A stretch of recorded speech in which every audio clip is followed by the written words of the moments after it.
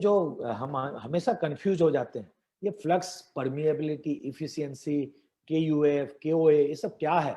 ये बहुत ओवरलैप है।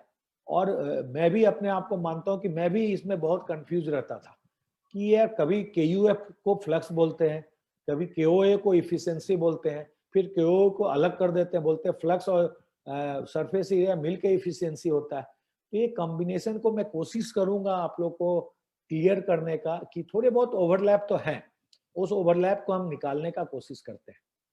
केयूएफ और फ्लक्स में क्या अंतर है? सो केयूएफ जो है ना, अभी कोई भी आप डायलाइजर उठाओगे ना तो उसके ऊपर एक केयूएफ लिखा रहता है।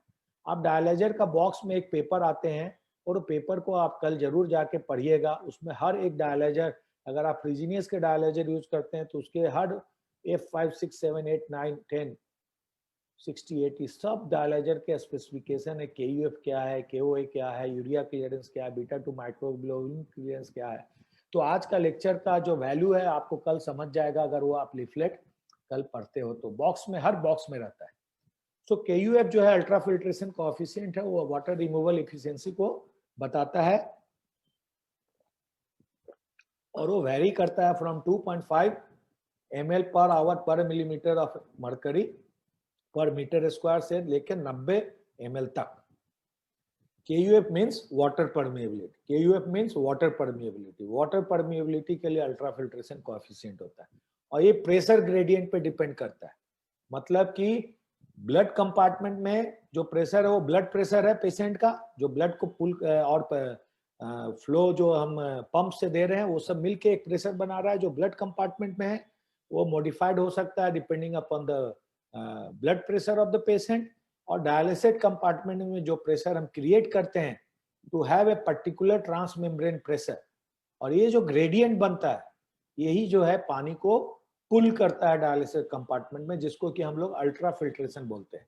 और अल्ट्रा फिल्ट्रेशन रेट जो है वो डिपेंड करता है हम कितना पानी किस स्पीड से निकाल रहे हैं, वो डिपेंड करता है अल्ट्रा फिल्ट्रेशन कोएफिशिएंट पे, और जो हम उसके हिसाब से प्रेशर ग्रेडियंट क्रिएट करते हैं। यही कारण है कि आजकल जितनी भी मशीन है, वॉल्यूमेट्रिक मशीन, उसमें अल्ट्रा फिल्ट्रेशन जो प्रोफाइल हम कर सकते हैं, मतलब कि हम घंटे के हिसाब से अलग अलग तरह का अल्ट्रा फिल्ट्रेशन रेट करते हैं by just manipulating the dialysate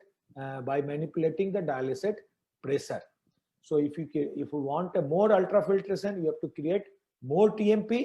और यही कारण है कि जब डायलाइजर आप देखोगे ना तो उस पर एक मैक्सिमम TMP का ये लगा हुआ है, उस पर लिखा हुआ रहता है 500।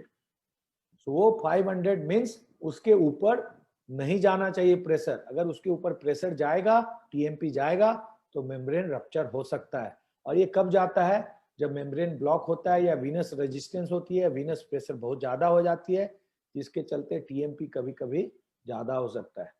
सो ultra filtration coefficient means water permeability depend on pressure gradient. Convective clearance के लिए वाटर परमिएबिलिटी की जरूरत होती है। जितना ज्यादा वाटर परमिएबल रहेगा मेम्ब्रेन, उतना ज्यादा कन्वेक्टिव क्लियरेंस होगा। कन्वेक्टिव क्लियरेंस मतलब मिडिल मॉलिक्यूल क्लियरेंस, मतलब बीटा 2 माइक्रोग्लोबुलिन क्लियरेंस। और यही बीटा 2 माइक्रोग्लोबुलिन क्लियरेंस जो है वो फ्लक्स कहलाता है। फ्लक्स को हम डिवाइड करते हैं बीटा 2 माइक्रोग्लोबुलिन क्लियरेंस पे। तो आप देखो ओवरलैप क्या है। केयूएफ का मतलब वाटर परमिएबिलिटी। वाटर अगर ज्यादा निकलेगा तो कन्वेक्टिव क्लियरेंस होगा, कन्वेक्टिव क्लियरेंस ज्यादा होगा तो बीटा 2 माइक्रोग्लोबुलिन क्लियरेंस होगा, बीटा 2 माइक्रोग्लोबुलिन क्लियरेंस ज्यादा होगा तो फ्लक्स ज्यादा होगा। नेक्स्ट स्लाइड में देखेंगे, उसको हमने अलग किया है। ओल्ड डिफिनीशन क्या था? वो केयूएफ के ऊपर था फ्लक्स का। Low flux, middle flux, high flux, 10, 10 to 20, 20 and मोर।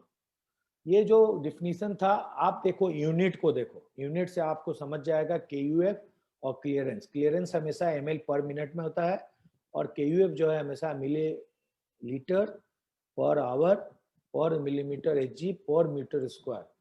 तो पहले का डिफिनीशन ये है, अभी का डिफिनीशन ये है। ठीक है, यहाँ तक आप लोग समझ गए होंगे। थोड़ा बहुत ओवरलैप है जिससे कंफ्यूजन को मैं निकालने की कोशिश कर रहा हूँ। अब ये बहुत इंपॉर्टेंट स्लाइड है।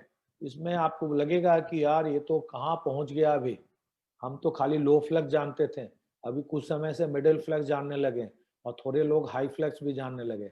ये सुपर फ्लक्स हो गया। और सुधीर बग्गा राव ने भी बोला ये मीडियम कट ऑफ मेम्ब्रेन होते हैं, हाई कट ऑफ मेम्ब्रेन होते हैं, और उसके ऊपर प्लाज्मा फिल्टर होते हैं। उसके ऊपर आप एक नंबर देख रहे हो, ये नंबर 1 2 3 4 5 6 7 8 नहीं है, ये इसके पोर साइज का नंबर है। 1 लो फ्लक्स में आते हैं 1 नैनोमीटर, 2 नैनोमीटर मिडिल फ्लक्स में आते हैं, 3 नैनोमीटर हाई फ्लक्स में आते हैं, 5 to 6 नैनोमीटर सुपर फ्लक्स में आते हैं, और इसके ऊपर के मेम्ब्रेन को ही सुपर फ्लक्स मेम्ब्रेन बोलते हैं। मतलब सुपर फ्लक्स मेम्ब्रेन जो है 5 to 10 है, लेकिन मैंने उसको अलग इसलिए किया है क्योंकि मिडिल कट ऑफ मेम्ब्रेन और हाई कट ऑफ मेम्ब्रेन जो है, ये दोनों अभी नए तरह का जो डायलिसिस हम लोग सुनते हैं, एक्सपेंडेड डायलिसिस, HDX, पहले हमने सुना HDF, हीमोडाइफिल्ट्रेशन, अभी हम लोग कुछ समय के बाद आने वाला 5 साल में HDX, ये जो डायलिसिस है एक्सपेंडेड डायलिसिस, ये MCO और SCO के जरिए होता है, जो कि प्रोटीन बाउंड टॉक्सिन, जो कि ये सब फिल्टर से हम नहीं निकाल सकते हैं, low flux middle flux high flux से नहीं निकाल सकते हैं, ये MCO SCO से हम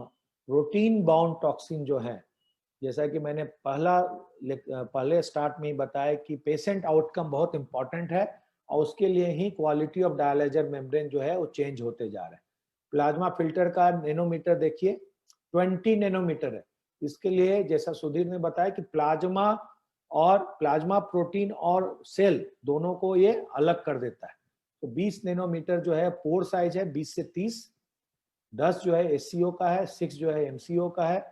तो अभी तक हम लोग 1 2 3 जानते थे, अभी आज से 5 6 10 20 सब जानेंगे, ठीक है। और ये जो हम पिक्चर है, ये पिक्चर जो बहुत इंपॉर्टेंट पिक्चर है, आप देखोगे जैसे जैसे पोर साइज बढ़ रहा है, ये सबसे कॉर्नर वाली जो है प्लाज्मा फिल्टर है, उसके बाजू में जो SCO है, उसके बाद हाई फ्लक्स है, ये लो फ्लक्स है।